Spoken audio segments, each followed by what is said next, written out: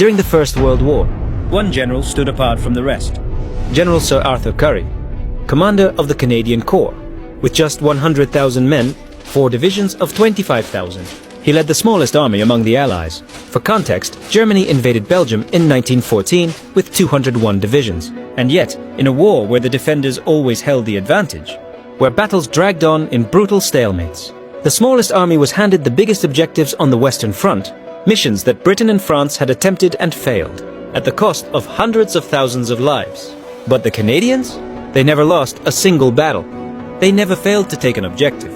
Even their most costly victory, Passchendaele, came with a casualty rate of just 15.7%. Tragic, yes, but only a fraction of the British rate of 45% to 50%. The British lost 200,000 men in 4 months, trying to take ground the Canadian Corps secured in less than 2 weeks.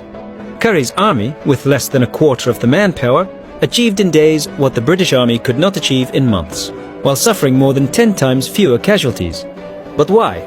Because of Currie's meticulous planning, his clear objectives, his detailed maps and models, his belief that every soldier should know the entire plan, their path, the obstacles, and their own specific role in the attack.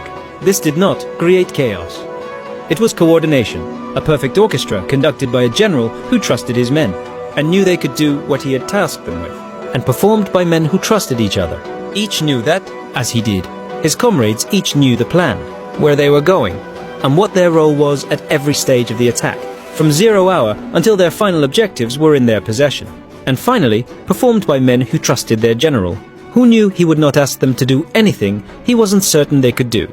The Canadian Corps' clockwork operational precision, each soldier's determination to win, and never to surrender or retreat, along with the trust they had in each other and in their general, his planning, and the knowledge that he would not waste their lives, that he had studied every detail of the battlefield, and had made definite and effective plans for the overcome of each obstacle, and his trust in them to courageously carry out his plans at the level of the individual soldier, his trust in them to be able to use their own informed and reasoning minds to solve each problem as it arose, to overcome each obstacle in turn, to be able to do what they had to do to achieve their objectives and to win. Once he had ensured that each had been given every detail of his plans, and each had learned the battlefield. This trust afforded the Canadians a level of confidence that other armies didn't have, and saved countless lives of soldiers in other armies, including the German army, because though it was defeated quickly, without having to sustain months-long defenses, and Arthur Currie, a realtor and insurance salesman from Strathroy, Ontario, saved more Canadian lives than any other individual in history, and yet few today know his name. It's time we changed that.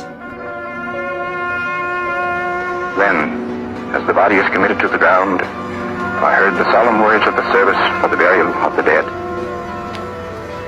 We therefore commit his body to the ground, earth to earth, ashes to ashes, dust to dust. Arthur Currie was the most outstanding general of the Great War. No one came close to his successes, yet he remains unknown and ignored.